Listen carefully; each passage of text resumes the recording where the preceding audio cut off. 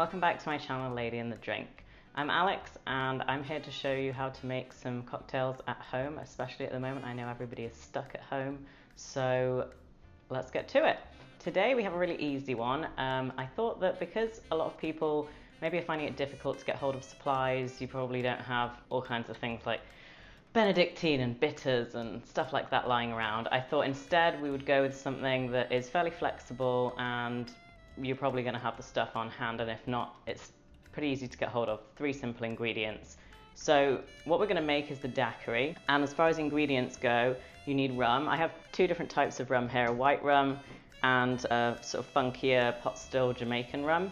You can use whatever rum you have on hand, preferably not something like Malibu, which is obviously diluted and mixed with other flavorings. As long as you've got a pure rum on hand, then you should be good. You're going to need some sugar syrup. That's just going to be 1 part sugar, 1 part water. I've used a demerara syrup here, but you could use whatever sugar you have on hand. If you have brown sugar, that would be probably closer to the demerara kind of flavor. But if you only have white sugar, that's fine too.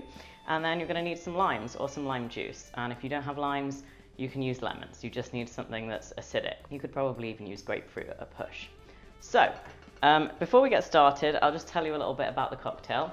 So the daiquiri is said to have been invented in 1896 by an American mining engineer called Jennings Cox. As you know, the Americans invaded Cuba around that time, and in fact, the name of the cocktail comes from a small Cuban village, and well, sort of beach village, I think, called Daiquiri, which is one of the, okay, I'm not a massive history buff, but from what I have found, that is one of the areas that were sort of central to the American invasion of Cuba. So Jennings Cox is there and he's having a party, and he decides to, well, they usually drank gin apparently, but gin was harder to get hold of, rum was very easy to get hold of, so he got hold of some rum.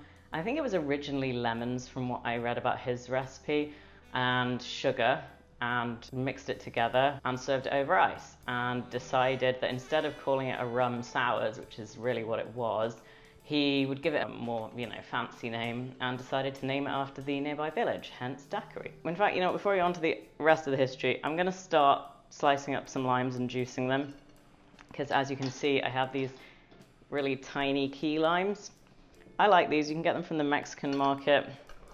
They are more sort of aromatic. They have like a fruitier profile rather than just being purely acidic, which I think is nice. So I'm just going to juice them into the tin, then I can measure it into my jigger and into the cocktail shaker, which is my preferred method, because otherwise if you're trying to use a juicer and get it straight into here, it goes everywhere and it's just a disaster. So as I was saying, the other kind of history of the daiquiri is said to originate from the Royal Navy.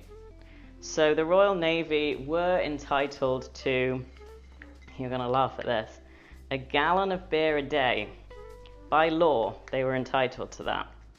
But I think there was a shortage of beer because it was needed elsewhere for some kind of war effort, because obviously the number one thing you need for a war effort is beer.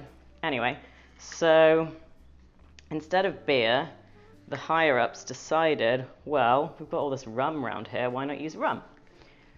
So they decided to change it from a gallon of beer, you're not going to believe me again on this, to a pint of rum a day per soldier, which seems like kind of a lot. So the problem that then ensued was all the soldiers were drunk all the time, and drunk soldiers do not equal very useful or effective soldiers.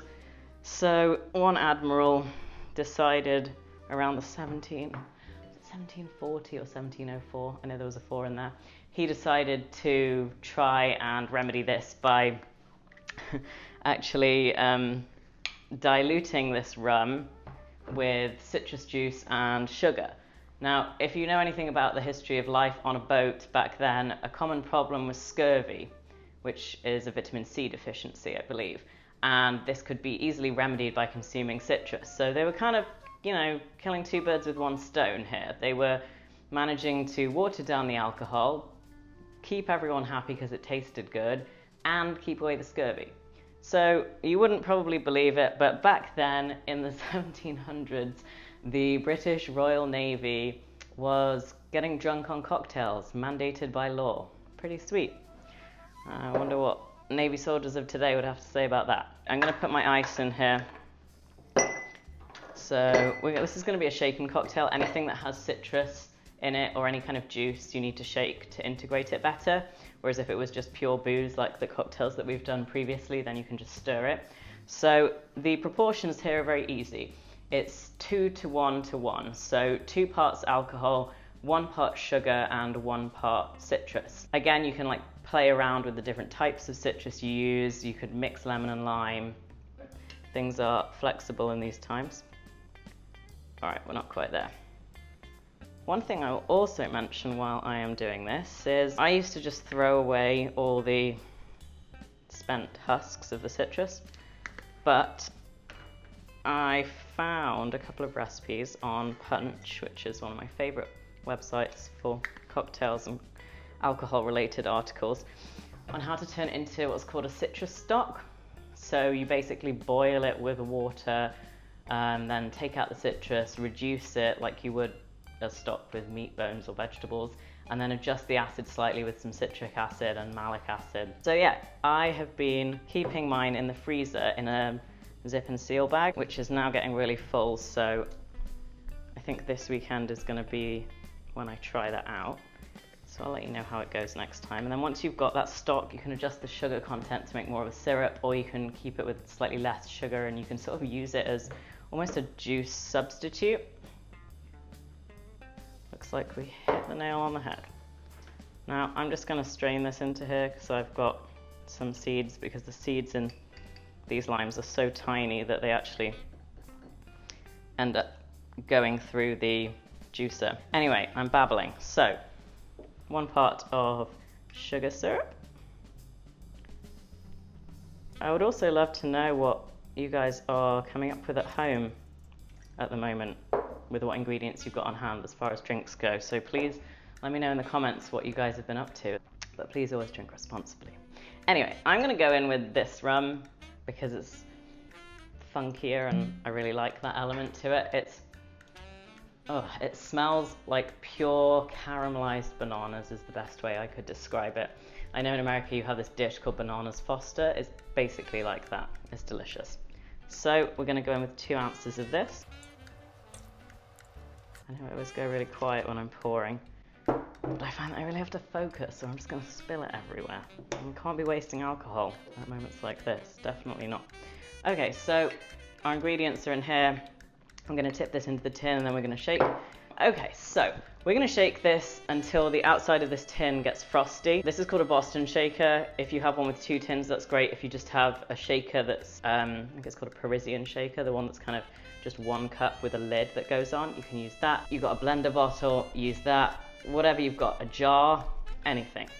We're not fussy, especially at the moment. So you make sure that this is nicely pressed on here. It will form more of a seal as the ice chills down the metal. It will kind of form a tight seal, which you'll probably see me struggle to break in a minute. Anyway, without further ado, I'm going to shake this for about 10-15 seconds.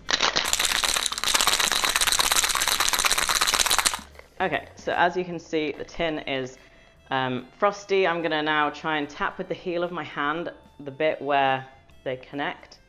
Doesn't really make much sense, but give it a go. You'll see what I mean. And that kind of helps break that seal. So, strainer. Got a coupe glass here, and I'm going to double strain this because when you use citrus, you can end up with bits of pith. I know I did already strain the citrus earlier, so it's probably redundant, but why not? We've got it here. The other thing with using the demerara syrup and this darker rum is you get such a rich color on a cocktail. It's lovely. So, let's give it a taste. You can see it. Okay, you can't see because you're not as close as I am, but it has a lovely viscosity as well to it from the sugar syrup. It smells great. You've got the banana-iness and funk from the rum and some of those kind of sweet baking notes from the demerara, caramelly. and then the tang of the lime. Let's give it a taste. Oh, ooh, that is good. It's tropical, very silky, and you know, I have to have another sip. Also, cheers. Forgot that again. You almost get a slight appley note, actually, from the combination of the lime and the rum, which might sound weird.